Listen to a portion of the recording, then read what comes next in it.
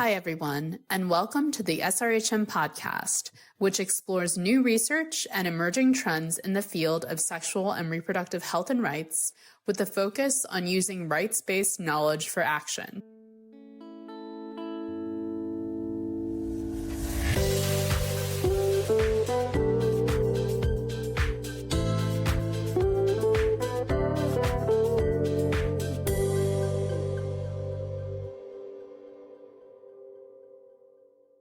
Hello, everyone. I'm Esther Kismödi, Chief Executive of Sexual and Reproductive Health Matters. My guest today is Neil Datta, a long-term colleague, founder and executive director of the European Parliamentary Forum for Sexual and Reproductive Rights, EPF, a network of parliamentarians across 30 countries that has helped shape laws, policies, and budgets on reproductive rights in Europe and beyond. Neil is one of the world's leading experts on anti-gender and anti-rights movements whose investigative reports have informed civil society, journalists, and lawmakers around the world. His work, your work, Neil, has earned you the Don and Arvon Fraser Human Rights Award and recognition from the French Senate for his role, your role, Neil, in the constitutional protection of abortion in France. Today, we are talking about EPF's new report, The Next Wave, How Religious Extremism is Reclaiming Power. Neil, welcome. Thank you so much for being with me here today. Thank you, Esther. It's a pleasure to be here with you. So let's go and introduce this report in the context of the trilogy. The Next Wave documents the accelerating financial expansion of movements working to dismantle sexual and reproductive rights across Europe, tracing more than 207 anti-rights actors between 2019 and 2023. Their money, their professionalization, and their capture of institution parties, even states. Your report really, Neil, blew my mind. Although we have talking about it, the level of details that you are providing is just so important. But it's also important to recognize that this report is the third in a trilogy. The tip of the iceberg showed how this movement mobilized over $700 million between 2009 and 2018. And now the next wave finds $1.18 billion in just 5 years. So just start our conversation, and for listeners new to your work, what did each report uncover and what made you realize a next wave was coming? Yeah, thank you, Esther. So the first report that we did was entitled Restoring the Natural Order, and that came out in 2018. And that's basically how we describe the transnational network that was operating in Europe, aiming to roll back human rights on gender and sexual and reproductive health. And that was important to get out at that time because we had all of us working in sexual reproductive health and rights in Europe at that time had been noticing an uptick in this type of mobilization, but we still had an outdated frame of reference for it. We still looked at it as instances of domestic, national level grassroots social conservatism, whereas we could see there was something more than that. There was a transnational network behind it. They had been meeting since 2013. They had plans, they had funders, they had insiders inside them, governments and institutions, and we were able to explore how this network was created and what they had been able to accomplish over a 5-year period. So that was Restoring the Natural Order. Then came our second report, that was Tip of the Iceberg. And the reasons for this report are twofold. One was the reaction to our first report was basically people were saying, Neil, that's very nice that you've explained how this anti-gender network is organized, but what about the money behind it? Okay. And so that's something that we thought would be useful to explore. And then came COVID, and I was under lockdown like everybody else.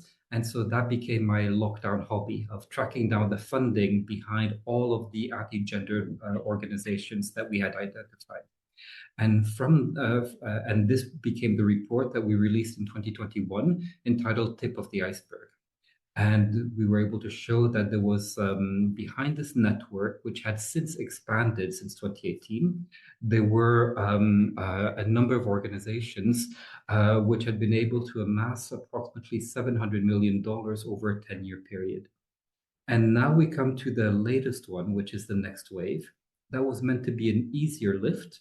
I had originally planned to release an update of Tip of the Iceberg to come out in 2024 in line with the European elections, so that like this, we would have a 5-year overview of how the movement, the anti-gender movement had evolved.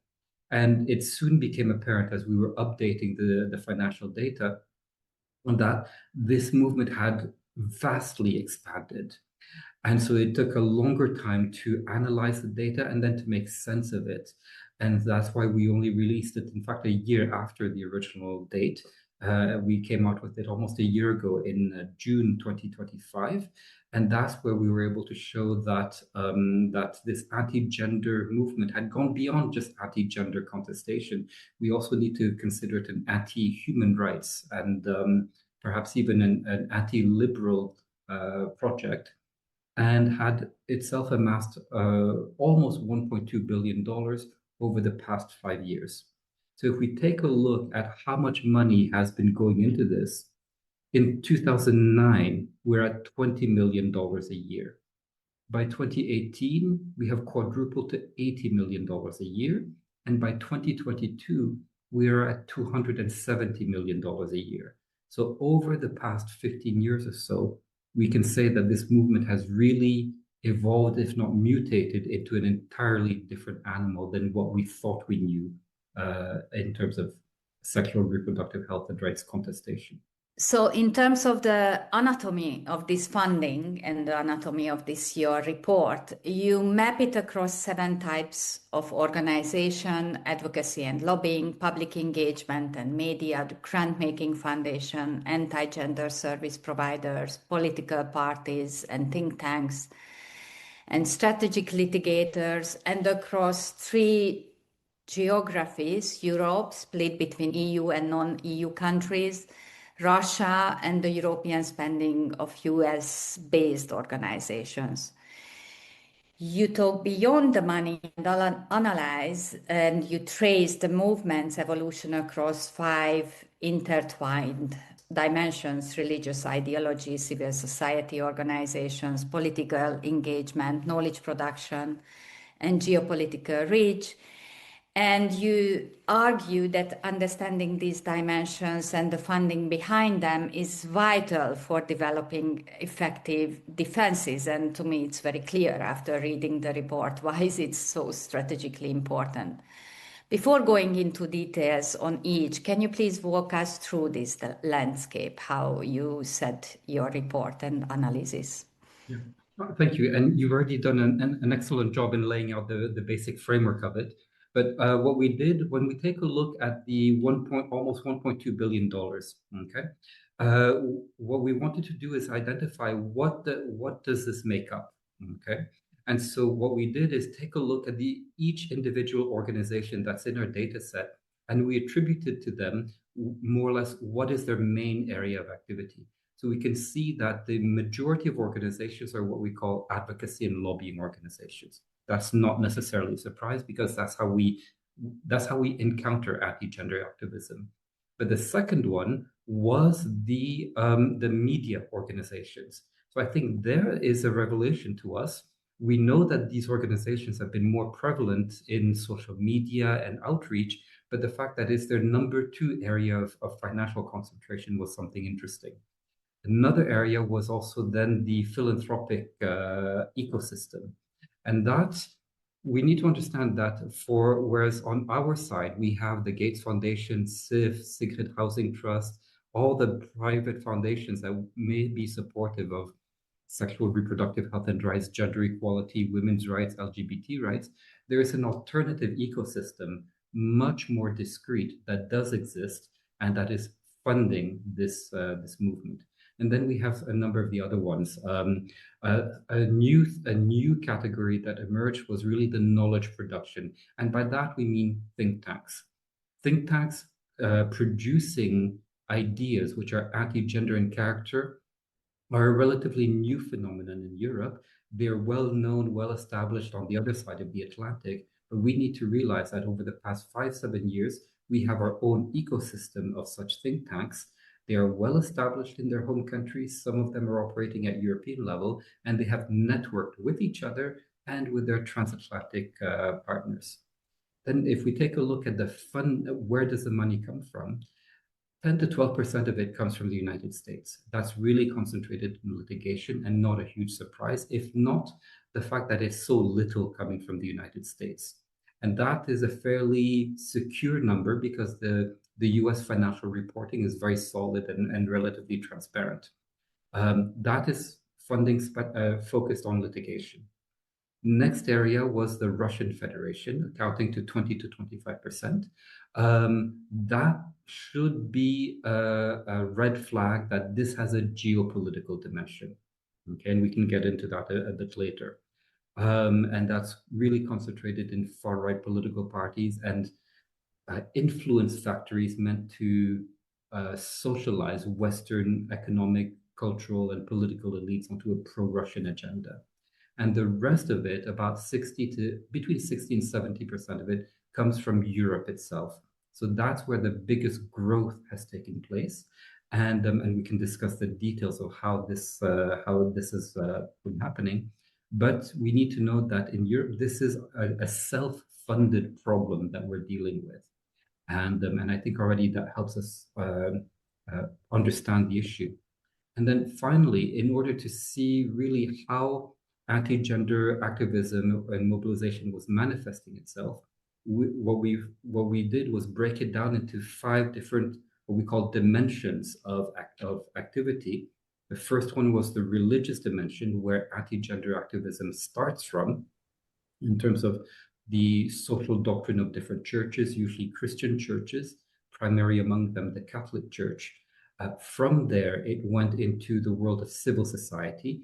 Think of pro-life, anti-abortion organizations that exist in almost every country, which have since modernized and transnationalized.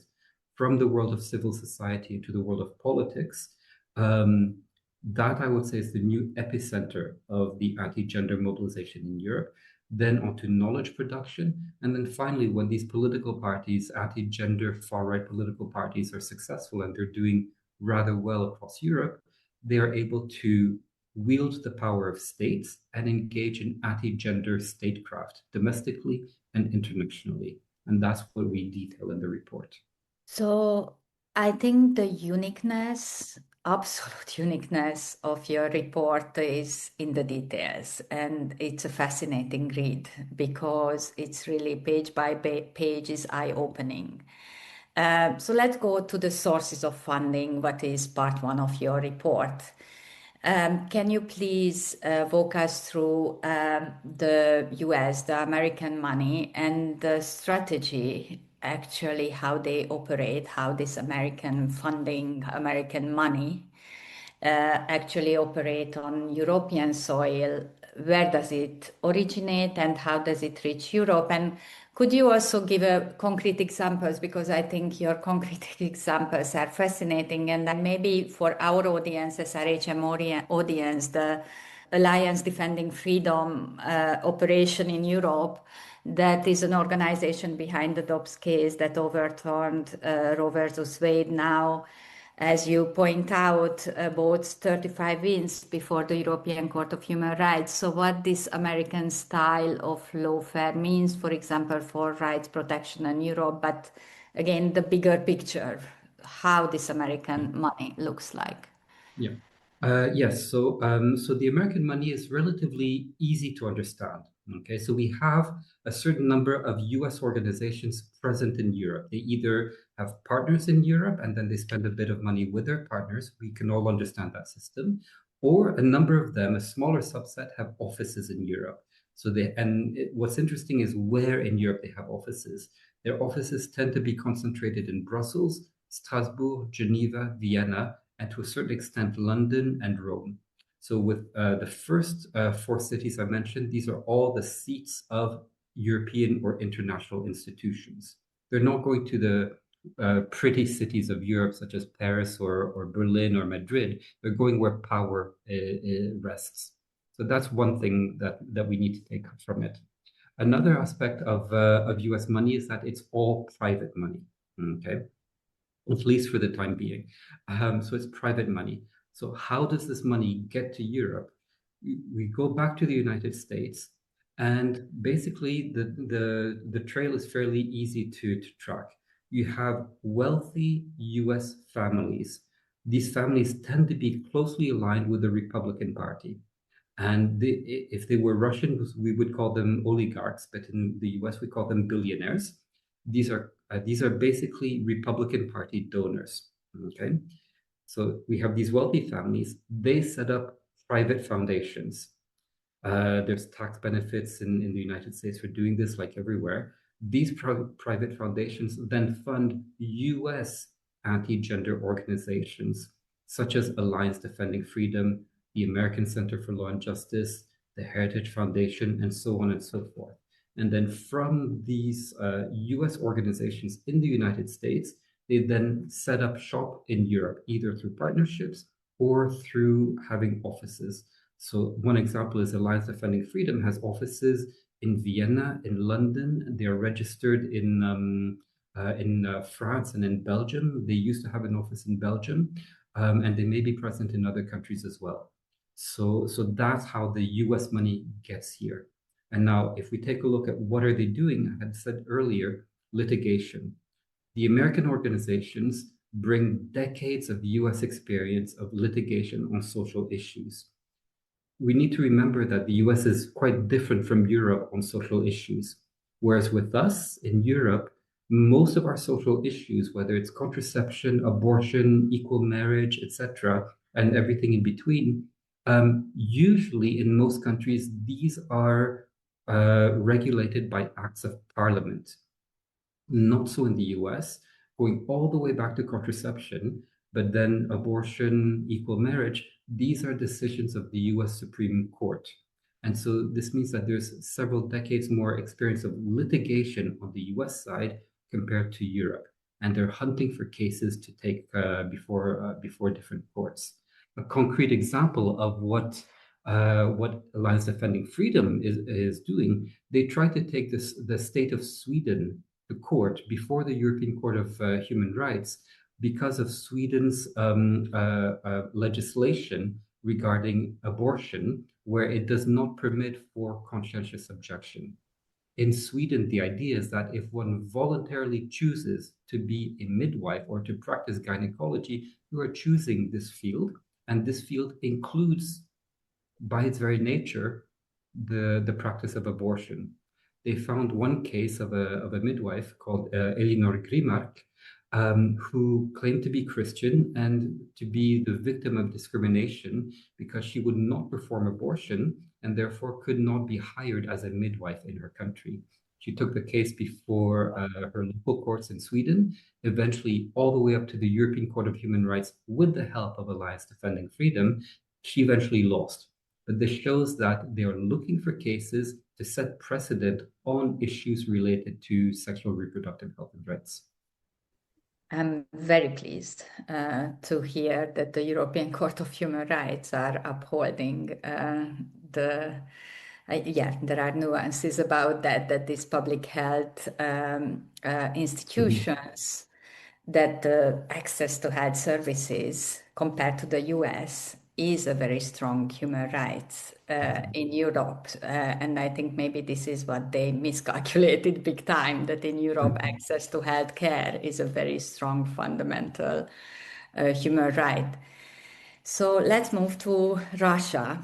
As you pointed out, it's not an ordinary philanthropy. It's a state-backed movement where preventing abortion is framed as both a moral imperative and a demographic strategy. For example, you also mentioned oligarchs.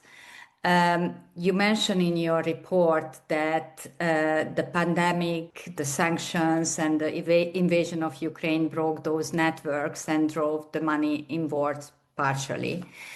So, what is the nature of the Russian anti-gender funding today? Although reading the history of it and the past, the context of the past 20 years or 15 years is also very fascinating. But how does it look like today? And even turned inwards, what parallels should Europe still be drawing? Yeah, the Russian funding is interesting because it from out of nowhere in 2008. By 2012, 2013, it quickly becomes the biggest financial backer of anti-gender activism on the European continent. So something happened there. We then need to take a look at Russian foreign policy. It is Russian formal foreign policy to support the idea of the traditional family. And this goes back to about 2012. Okay. Like a number of things in the Russian system, there is a formal policy that has come out of the Kremlin and is supported by the foreign minister Lavrov, but the actual implementation can then be entrusted to private entrepreneurs. And we have two Russian oligarchs who are both known for being very conservative, very religious, and even far right in their intentions: Konstantin Malafeyev and Vladimir Yakunin. And basically, what a number of academics have found is that they have created what they call an influence factory. So these influence factories are composed of different strands. On the one hand, there are NGOs, then there are think tanks, then there are media operations. So a YouTube media, podcasts, newspapers, television channels, and then separately, there's support for transnational networks, usually political in nature. So we have that coming from the Russian Federation, and then a separate arm of financial support to far-right political parties in Western Europe. Now, as you mentioned, this came to an end starting in 2014, and then really all trace of Russian money is gone with the start of the Ukraine war, where even a more severe series of sanctions were imposed. What happens is two things in two directions. One, we see that the Russian money does not fully disappear. It's simply concentrated in Russia and in the few countries where they still can export their ideas to. Belarus, to a certain extent, Serbia. Then a new actor steps in, starting around 2016, 2017, and that is Hungary. And what we see is that Hungary develops a rather similar mechanism of influence factories as the Russian model. So that from the office of Prime Minister Orban, we have state assets which are privatized to people close to his oligarchic clique. They are entrusted or take over philanthropic or private foundations, and these foundations then fund a similar system composed of NGOs, think tanks, media, and transnational networks. And then there's a separate arm that goes via a bank closely associated with the prime minister, the former prime minister Orban, which then provides financial support to a number of European-level far-right political parties. And so what we see is that there's Hungarian financial relationships with political parties which account for more than 50% of the third largest political group in the European Parliament, namely the far-right Patriots for Europe.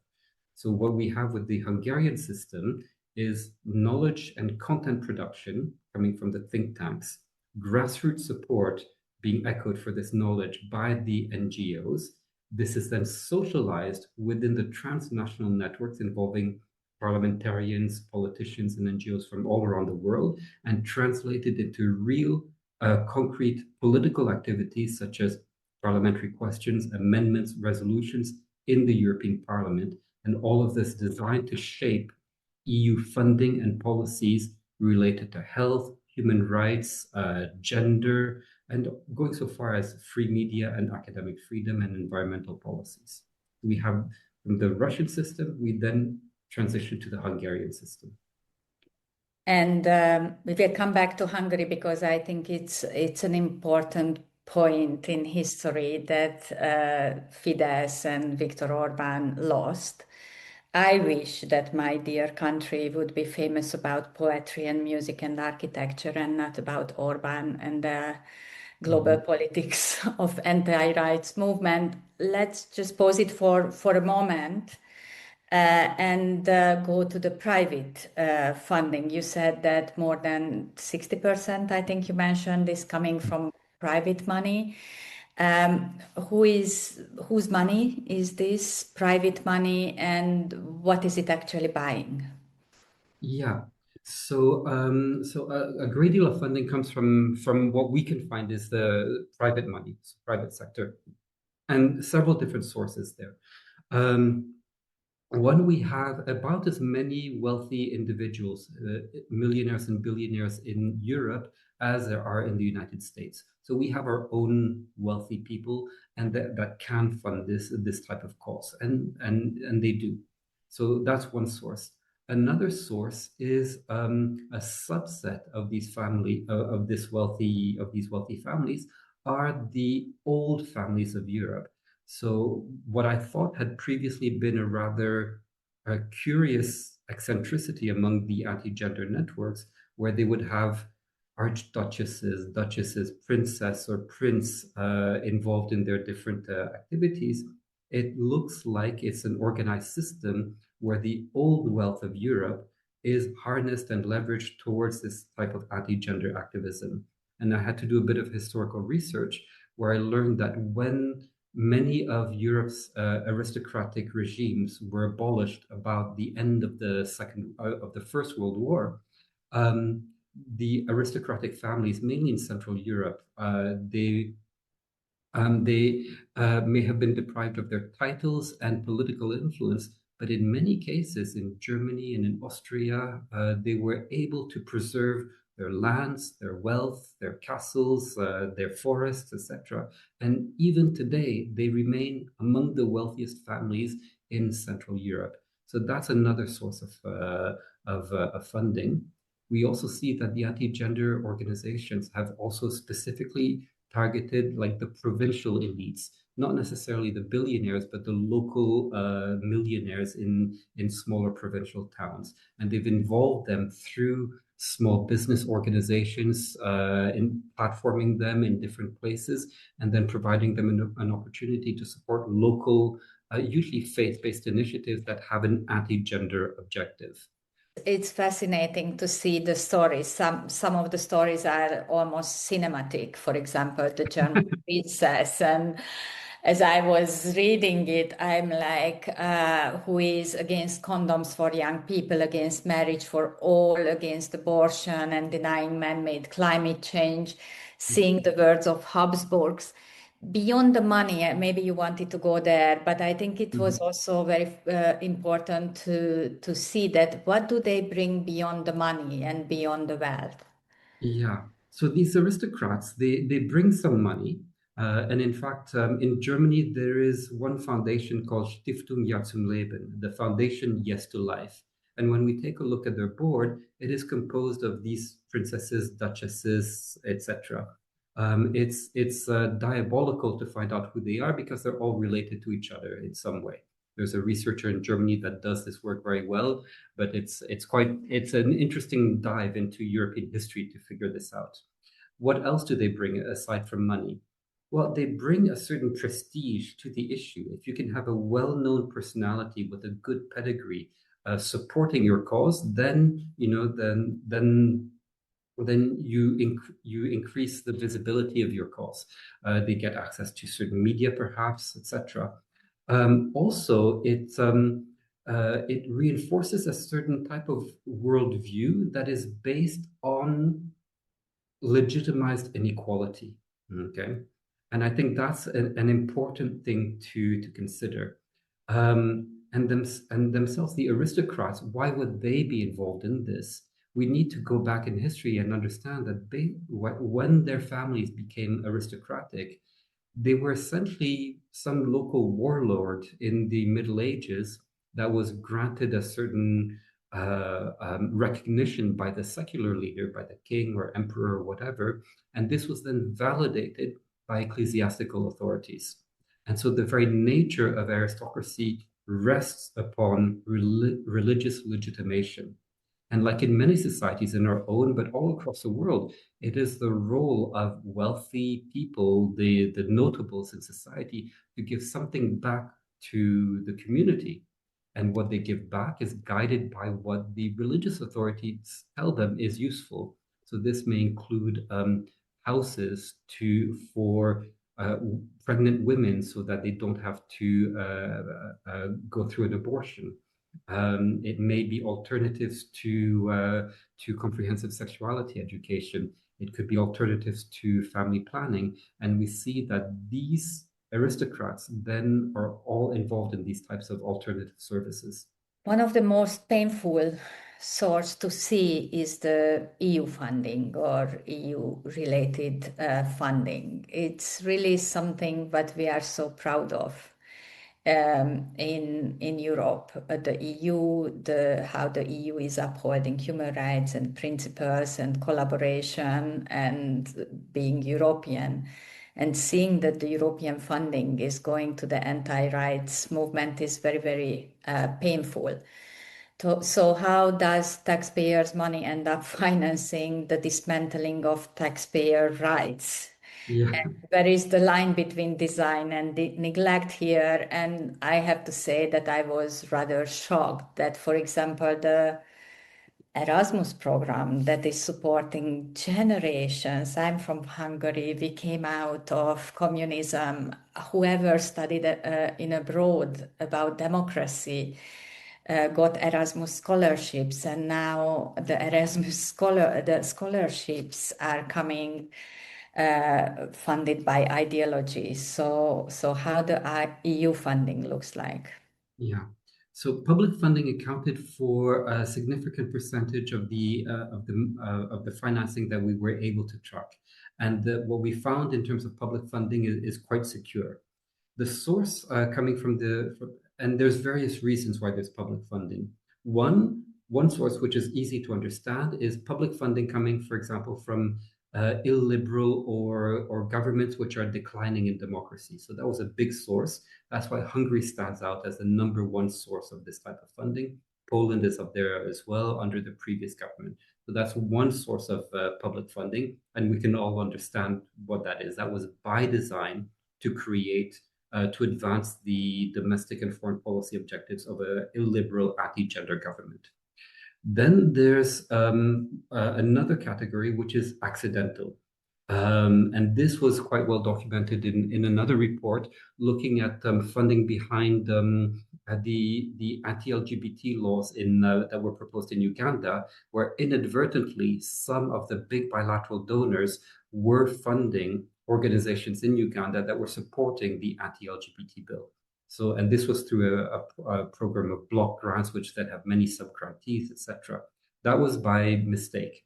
But what we have somewhere is with the EU Erasmus program is somewhere in the middle, where there we have an anti-gender organization, but with a very, very, very acceptable facade. They go by a youth organization, and they say that they're active on reproductive health, which they are, but they have been active and founded in order to go against the ICPD program of action. So there's quite a bit of cynicism coming from the organization. And they had an ally in the European Commission all the way back in 2009. And this ally, who was then commissioner, was able to give them a first grant of about 50,000 euros. And then once you're in the system for the European Commission, you develop credibility, and then it's easier to secure additional grants. And so they had been receiving on average 60,000 euros per year since 2009. And then just a few years ago, they secured a very big grant of 400,000 euros for a program on women's health called Women's Health Goes Digital. And this program was specifically designed to develop an app for natural family planning. And when we take a look further, who is behind this app developed by this youth organization, then we find that it is professors associated with the University of Nevada in Spain, a university that openly claims its affiliation to Opus Dei on its website. And so we see that the idea behind the natural family planning is based on a whitewashing of Catholic teaching. And the proposal that the World Youth Alliance, that's the name of the organization, had proposed, talks about women's health, talks about reproductive health. It uses all of the vocabulary that any one of us would recognize. But the objective is the opposite. It is to deny women of their choice. We knew that something was fishy with this organization, and that's why we encouraged media to take a look at this. Several media articles then investigated this, and a number of MEPs then asked parliamentary questions to the Commission, asking them, please take a look at this project. There's something behind this. And eventually the European Commission ordered an independent evaluation and found that it was even more in breach of EU values related to equality, non-discrimination, and just access to basic scientific information. It was even more in breach of this than what we could have ever imagined, and recommended the suspension of all funding to this organization. That's as of November last year.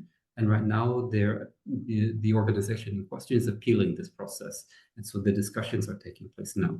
But at least, hopefully, there's a good end to the story. So when we go to the public funding, it's both public funding nationally and public funding in the EU. And you have a dedicated part for Hungary. I mean, we talk about the 10 million people nation. But somehow it's always strategically important, Second World War, Habsburgs, Austro-Hungarian Empire, because Hungary is between East and West, and now it got the attention of Trump in the past 16 years. But now Hungary, they lost the election big time. 2/3 is now, there is a new government who is really going against specifically the dismantling of the democratic institutions, and one of the main pillars is to reinstate and very, very strongly reinstate the principles of democracy. So how do you think that the disappearance of Orban may distract this politics around the funding? Well, I'm very happy with what happened in Hungary. And Prime Minister Magyar has already announced that he plans to tackle some of the funding that the previous Prime Minister was allocating to these types of issues, among them funding for this Conservative Political Action Committee that met in Budapest and gathered far-right leaders. But I haven't yet heard whether his attention to the CPAC, which was perhaps the most visible of these anti-gender initiatives, would also apply to the less visible ones. And so that's something that we need to get onto their radar. And then also, we need to see how exactly the funding from Hungary was actually managed, because it may have been advanced or front-loaded to private entities, which may have enough money to keep things rolling for the next couple of years. So I don't know enough about how things work in Hungary to see whether any of that funding, which is ultimately public funding in some way, can be clawed back. But there are parliamentary questions looking into this, as well as whether that type of Hungarian funding had an influence on the politics of other countries, so that it is already in Chile that a member of the Chilean Congress has asked a parliamentary question about whether Hungarian funding for a network called Political Network for Values had any influence on the president of that network at the time, Political Network for Values, becoming the president of the country, Antonio Cast. A member of the US Congress, from a Democrat from Pennsylvania, asked a similar question because Vice President J.D. Vance also participated in events that are known to have been sponsored by Hungary. And just last week, it's a coalition of different MEPs that asked a similar question to the European Commission about what is being done to track the possible use of EU funding to Hungary, and how this may have been used to undermine EU values. Related to all of this is also the possibility of Russian funding behind behind the Hungarian funding for the well-known associations that have been revealed in the press recently. So let's move near to the 5 dimensions of anti-rights and anti-religious extremist activism. I left out the parties. Please go back to the report, but I think it's important to move now to the content. And can you just explain these 5 dimensions and maybe just start with the religious roots then? Yeah. So we divided up the anti-gender mobilization across 5 dimensions. The first one is the religious dimension. We need to remember that modern anti-gender activism owes its origins to religious thinking, and specifically Catholic thinking, who conceptualized the notion of gender ideology as being a catch-all to understand everything bad in society: contraception, abortion, LGBT, etc. 2 things we find with the religious dimension. One is that, or 3 things. One is that it has spread widely beyond the world of Catholicism. So we have traditionalist Protestant communities all over Europe picking this up, not the mainline Protestant churches, but traditionalist communities. And then the biggest new thing is the Orthodox churches of the East really picking this up, starting with the Russians and then spreading like wildfire throughout the rest of the world of Orthodoxy, so that now almost every Orthodox church is involved in anti-gender activism. Another thing that we see with religious activism is the religious hierarchies have all become more conservative in their doctrines on social issues and have equally called upon the faithful to be more politically engaged. And then finally, a sophistication in their representation, namely the creation of what we call chongos, church-organized NGOs. So these are NGOs legally, but when you scratch beneath the surface and you take a look at who's running them, who's on their board, how are they funded, and what's in their statutes, we find that they are the civil society outreach of a religious hierarchy. We have that happening within the world of within the religious dimension. Can I ask, because listeners might not be familiar with the religious composition. So can you just talk about the religious composition? Because it's also, I think, very interesting. How is it different, the 3 that you explain? Yeah. So in terms of the religious composition, so we have the Catholic Church, mainly Catholic thinkers who produced this idea of gender ideology, which was then adopted and taken up by the hierarchy itself, and then from the Vatican Holy See hierarchy, it then spread out through the world of Catholicism, including many of the civil society organizations closely associated with that. But a good idea is a good idea. And so we saw that after the Catholics, the traditionalist Protestants picked up on the same issue.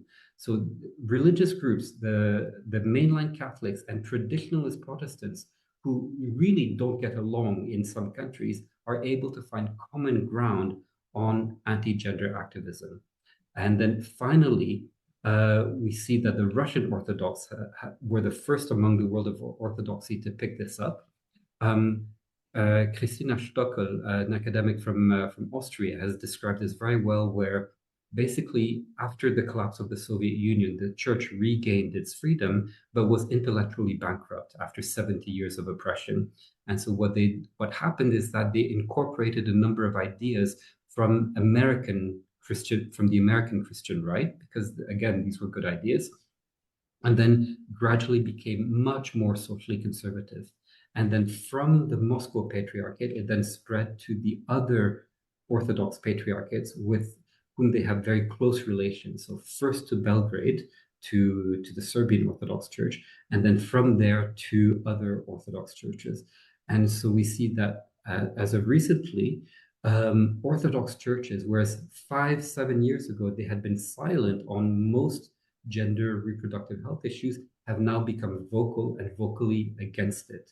And specifically, 2 catalysts provoke them. One, in a number of countries, it is the organization of pride marches, so that out of nowhere we see now that the Orthodox churches are very much taking open positions influencing politicians around this and trying to stop the holding of marches. Another area was the Istanbul Convention on Gender-Based Violence, where we there see the Orthodox churches questioning the notion of gender and also the notion of the equality of men and women, rather emphasizing the notion of the complementarity of men and women, and therefore going against the Istanbul Convention. When you get to civil society, you started to talk about the church-organized NGOs. Yeah. How do you pronounce it? Chongo, yeah. Yeah. And you say, beware the wolf in sheep's clothing. Why are you saying that? Yes, and that's because a number of these chongos, church-organized NGOs, they look and appear like normal NGOs, simply a little bit more conservative. And they act like NGOs. But when you then scratch beneath the surface, you see that it's basically just the outreach of, in some cases, the Catholic Church, in other cases, other religious institutions into the world of civil society. And we need to be aware of this. There's nothing illegal about this, but we need to know who these organizations are. One of them, which is an organization which is, I mean, the fact that they're a Chongo is very obvious because they share their offices with the Conference of Catholic Bishops. Okay, so there's same offices. This organization was elected as co-chair of the Gender Equality NGO Working Group at the Council of Europe. So they were able to pass this this credibility in order to get access to that level. The same organization also regularly applies for funding, and the European Commission just recently, in November, December of last year, denied several of their funding applications because upon closer analysis, the European Commission found that this organization does not meet the EU values of inclusion and diversity and equality. So we need and it's not only about the equality and the human rights. You also introduced the term of faith-based science that is being used by scholars, and how religious ideology repackaged as research shapes secular policy, and it's becoming obvious. Can you talk about that? What we found is a whole system in place where you have people involved in academic institutions, but these academic institutions are usually linked to a certain religious institution. So let's take the University of Nevada, for example, which really stands out as being very much Spain, right? In Spain, yeah. Okay. University of Nevada it was founded by the Opus Dei prelature. This is overtly advertised on their website. It's a university dedicated to Saint Josemaria Escriva. So we have academics associated there who are in the field of usually, in this case, endocrinology. And then they set up a separate organization, one of them by a very reasonable sounding name, Reproductive Health Research Institute. They could compete with SRHR. Do they have a journal? Not yet, but getting there. They publish their own peer-reviewed papers, which then serve as a source of reference for civil society groups, among them the World Youth Alliance, which has created an offshoot called the Fun Foundation, in order to provide evidence for their natural family planning approach. So you have a closed system there of grassroots organizations, youth organizations, and an anti-gender service on family planning, referencing evidence coming from one of their own who is associated with a religious institution. So it's a closed system there. But for people who don't know, it all passes a certain. It ticks all the checkboxes. It's is this thing evidence-based? They reference articles that look like they're scientific and academic papers. This organization, this Reproductive Health Research Institute, looks fully credible. It has a nice name. It's associated with a university. The professor is an endocrinologist. Everything looks to check out. And but then when we take a look at the details, who are the people associated, then that's when red flags appear.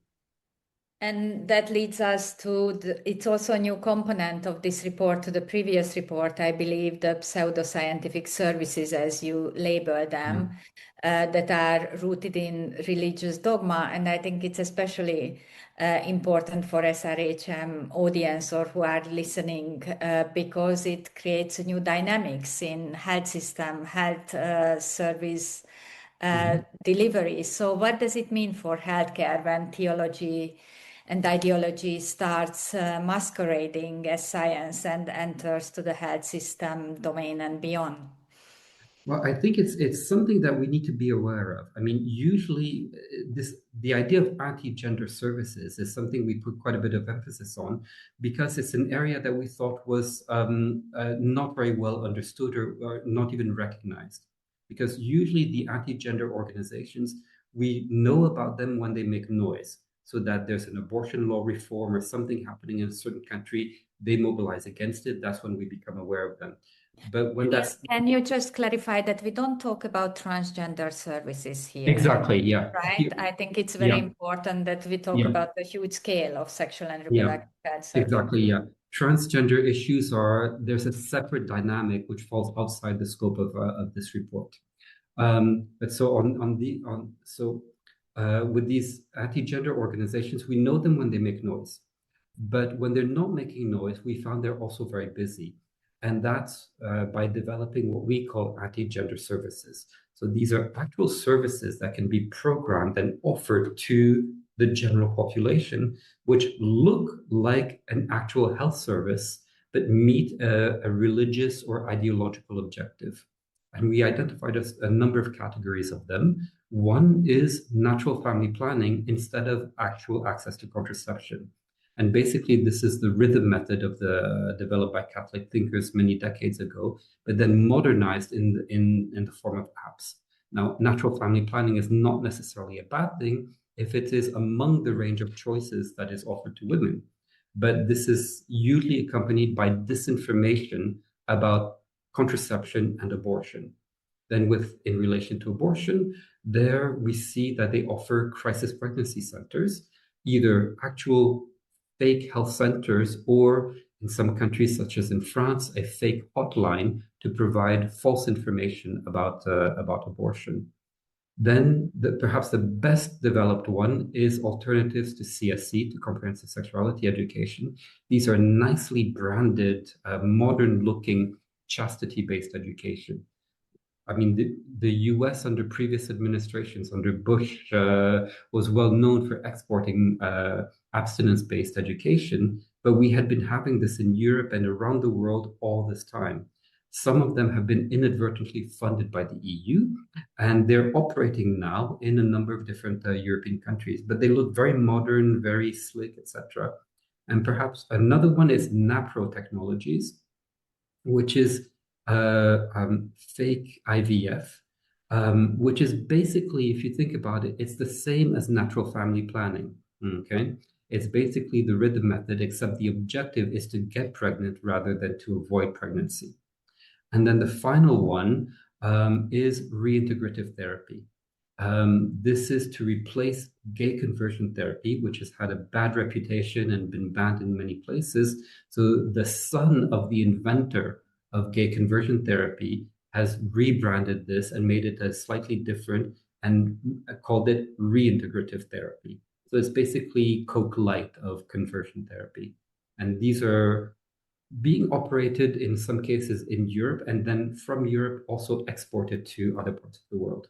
So then you talk about political mobilization, you already mentioned at the beginning about the think tanks and the power brokers. You are calling them shadowy power brokers. Why are they shadowy power brokers?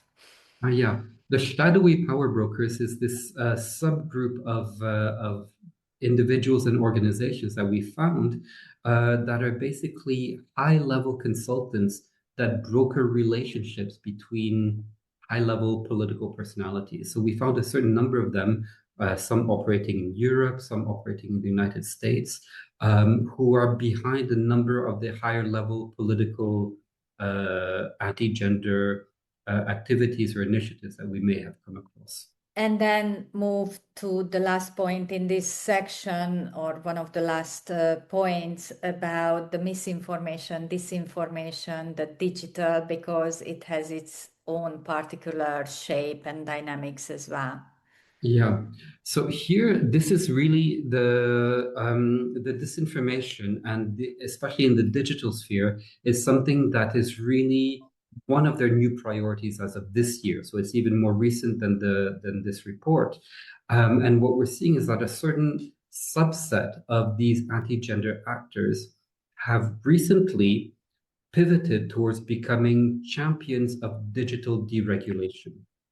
And so what we have is an alliance between Alliance Defending Freedom International from the United States with the Polish Ordo Juris, that's the organization behind the abortion ban, LGBT free zones, etc., and the Hungarian-funded think tank MCC Brussels, all working in a concerted but also individual capacity, calling on dismantling of the EU Digital Services Act. And they're doing this through a very coordinated strategy, starting with litigation in Finland around free speech and freedom of religion, with then a report in the US Congress in the Judiciary Committee on how Europe threatens Americans' free speech via the Digital Services Act, which was then welcomed by the Hungarian-funded think tank MCC, saying, aha, we knew that the EU was censoring via the DSA, and together launching an initiative against the DSA. The same Alliance Defending Freedom International serving as legal support to X and Elon Musk for the fine that was imposed upon it by the European Commission. Now, why do they want to dismantle the DSA? So as to have no regulation in place to allow for radicalization, including radicalization of young men and boys, because that provides a big base of support for far-right political parties to engage in polarization of society and polarization of the sexes of young men, young boys, and young girls. Also to allow for disinformation. One of the examples of EU censorship that should be condemned was blocking Russian-backed disinformation targeting female politicians in Moldova and in Romania in the recent elections. And then also just to allow grifts and scams and to say anything that you would like in digital spaces, such as fake health claims or about natural family planning or these types of things, from which they can also make money. So I think we need to see that the digital deregulation is one of the big areas of investment for the future of the anti-gender movement. That take us that how European actors are catching up in the geopolitics and influencing the anti-rights, anti-gender European actors, influencing geopolitics and catching up to their US counterparts as key players in campaigns against the international norms, human rights standards, political agreements. And you are explaining that the strategies takes two or more forms. One is the norm spoiling, and the other one is the alternative norm creation. So how these practices look like and why the European, how they are gaining importance in this game. Yeah. So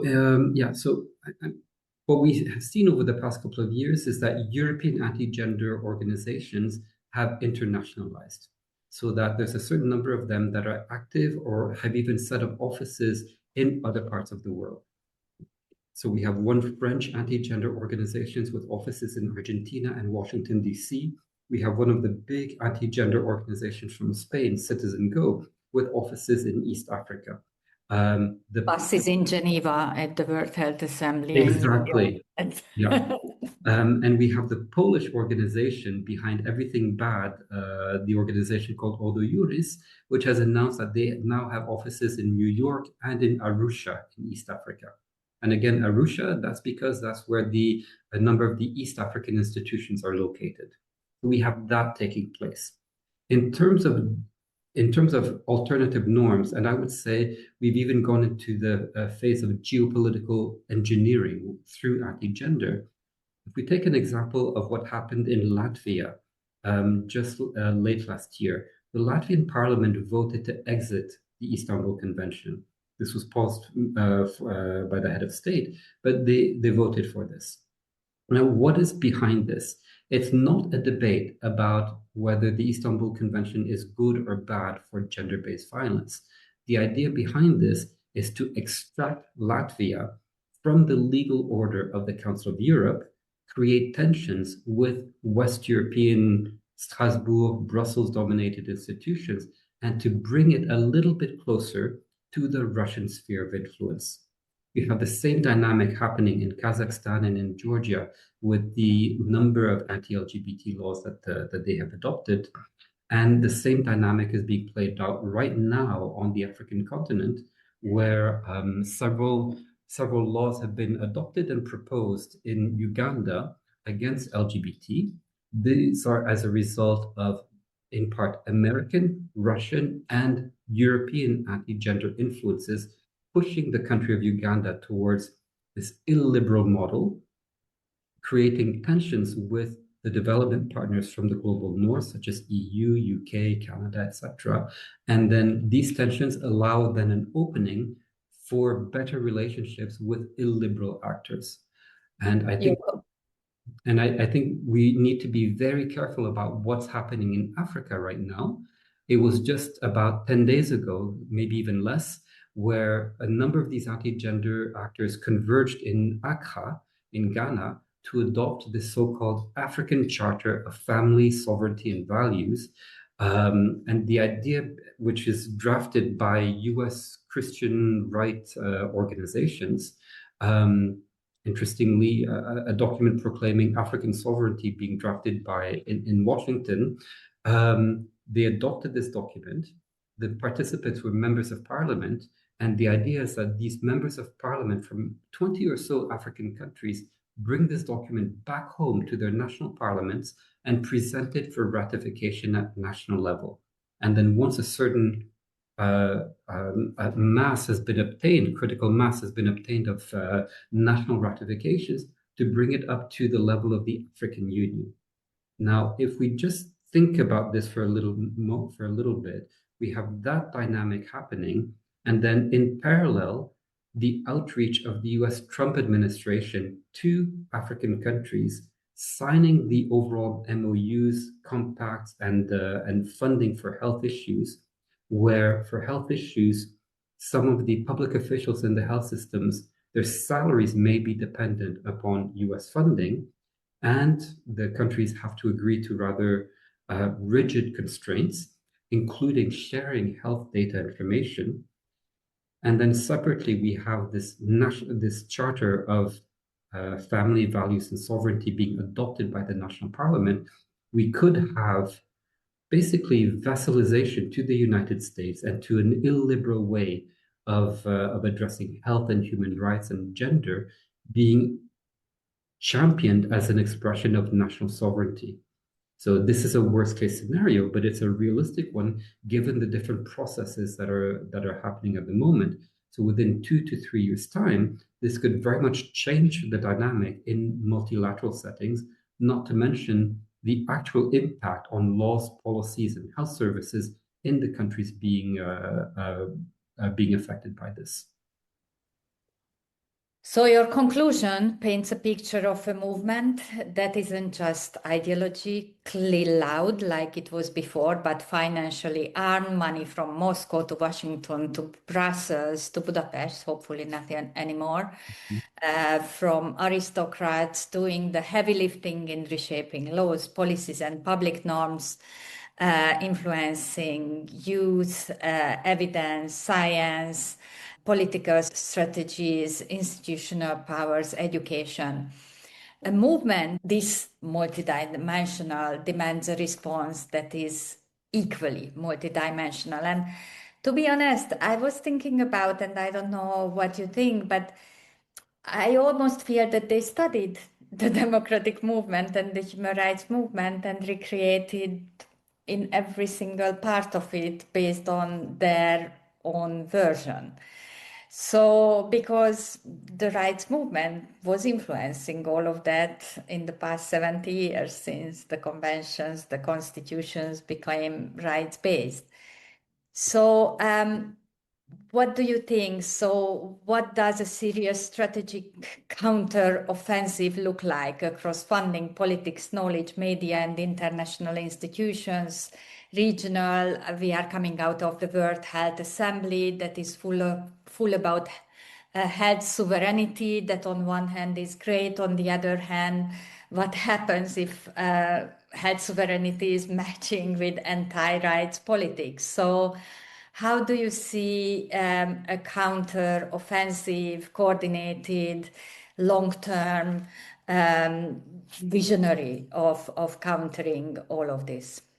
Yeah, excellent question. I think, first of all, we need to realize what game we're playing. Okay.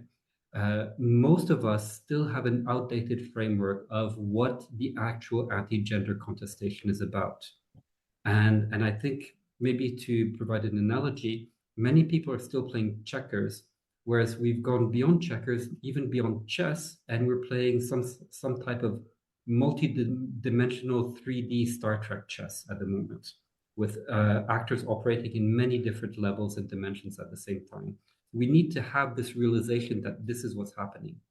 Related to this, we also need to understand this is not just about health norms or gender norms. It would be nice if we could simply argue about this and in a democratic setting. But gender, health, reproductive health is being used as a soft underbelly by which to undermine liberal democracy and rule of law. So we need to recognize it for what it is. It is part of an illiberal project. Okay. And now, once we have this understanding, we should be better able to mount appropriate resistance to it.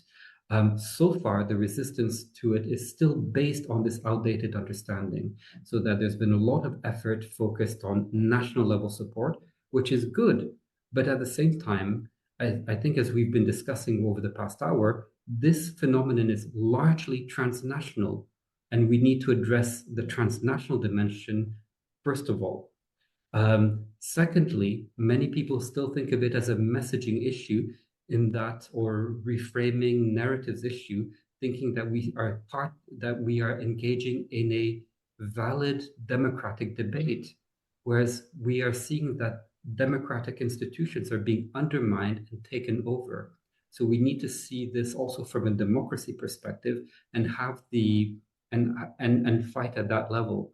The good point is that when I take a look at this movement, the key actors in this anti-gender, anti-rights ecosystem, the key civil society or at least non-state actors, basically we can boil them down to maybe 10, 15 actors. So that is something actionable.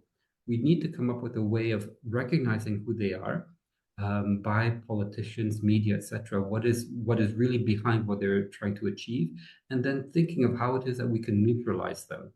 And I think that makes it a lot more achievable rather than focusing on the fact that they're present in every country. They have almost $1.2 billion. They're doing this and that. If we boil it down to something that's manageable based on a correct analysis, evidence-based analysis of this movement, then we can actually articulate real strategies. So, Neil, you open your conclusion with Margaret Atwood. I believe in the resistance, as I believe there can be no light without shadow, or rather, no shadow unless there is also light.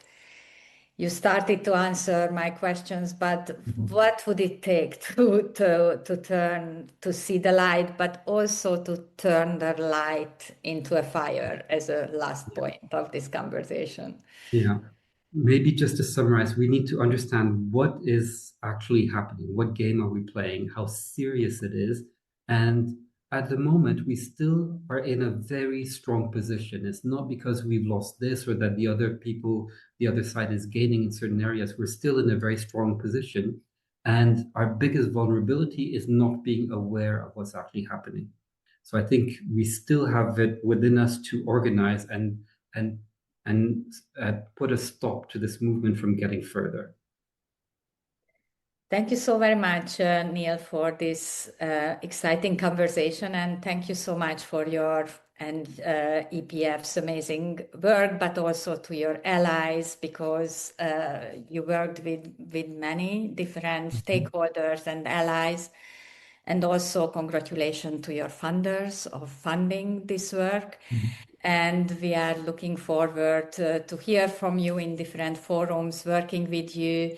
And for the listeners, please look at our blog page, visit the EPF webpage as well for the full report. Please prepare about 7 to 8 hours to read it, but it's worth every single word because we can learn so much from it. Thank you so much, Neil, and really appreciate for this conversation. Thank you very much, Esther. And just to thank my colleague Vladislav Ilijanin, who has been a great help with all of these research. So thank you very much for your time. Thank you.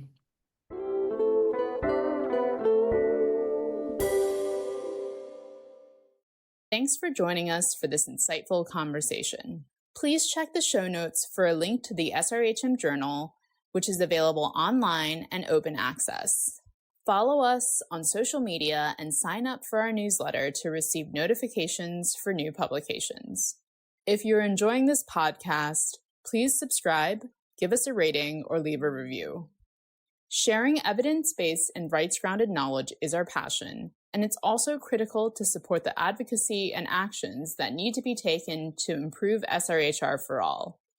We would very much appreciate it. Thank you for supporting the SRHM podcast, which is produced by our staff. The music was composed by Tiber Christian and Salomon Beautond.